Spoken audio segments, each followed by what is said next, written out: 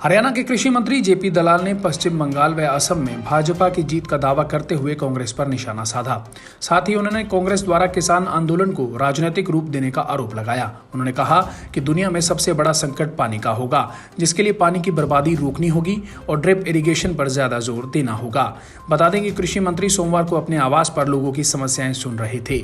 इस दौरान उन्होंने मीडिया से बातचीत में सबसे पहले किसान आंदोलन पर कहा कि ये आंदोलन डर दिखाकर शुरू किया गया था।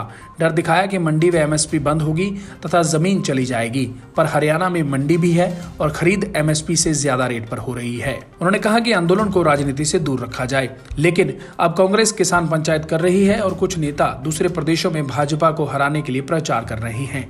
जेपी दलाल ने दावा किया कि पश्चिम बंगाल व असम में भाजपा की जीत होगी, क्योंकि ममता ने तो बंगाल में केंद्र द्वारा किसानों को दिए जाने वाले 6-6 हजार रुपए रोक लिए और कांग्रेस का जनाधार खत्म हो चुका है। उन्होंने कहा कि कांग्रेस तो केवल जैसे तैसे सत्ता हथियाना चाहती है, पर लोग ऐसा नहीं होने देंगे। साथ ही उन्होंने कहा कि पीएम मोदी ने आयात होने वाले पाम ऑयल पर रोक लगाई, जिसमें करोड़ों रुपए के घोटाले होते थे। दलाल ने कहा कि घोटालेबाजी रुकने से सरसों के तेल के दाम की मांग बढ़ी है और पाम ऑयल से सरसों का तेल ज्यादा अच्छा है। जेपी दलाल ने कहा कि हरियाणा सरकार भी किसानों को केंद्र की तर्ज पर 6-6 हजार रुपए देगी, जिससे किसानों की बीमा व अन्य किस्तें सरकार भरेगी। उन्होंने कहा कि हमारी नीतियों की बदौलत आज सरसों व कपास एमएसपी से ज्यादा रेट पर बिक रहा है और जो प्रचार किया गया था कि मंडी व एमएसपी खत्म होगी और जमीन चली जाएगी, वो गलत साबित हुआ है। देखिए, बहुत लंबे समय से किसान आंदोलन चल रहा है और बहुत बार इसकी चर्चा हो चुकी है।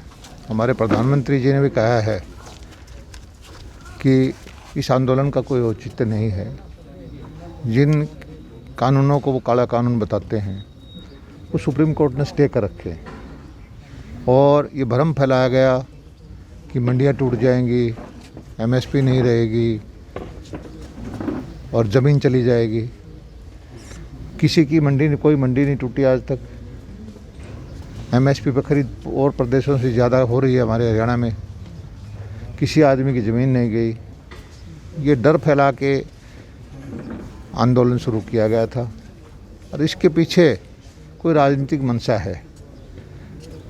शुरू में कहा गया था कि किसान आंदोलन के अंदर कोई राजनीतिक आदमी को नहीं लेने देंगे और किसान पंचायत के नाम से जगह जगह कांग्रेसी नेता अपना प्रचार कर रहे हैं। कांग्रेस के नाम से लोग इकट्ठे नहीं होते, लेकिन किसानों को गुमराह करने के लिए पूरी कोशिश करते हैं।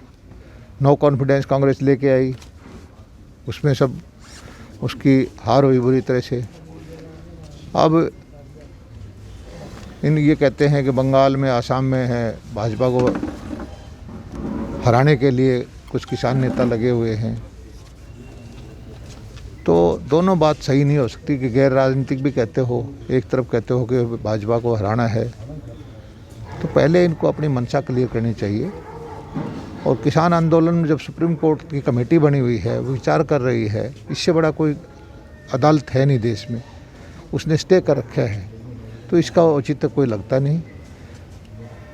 मेरा किसान के जो भी नेता हैं उनसे प्रार्थना है कि मिल बैठ करके अपना इस आंदोलन को समाप्त करें और किसान भाइयों को, भोले भाले किसानों को पहले ही आप बहुत तकलीफ दे चुके हैं। भिवानी से इंद्रवेश दुहन की रिपोर्ट।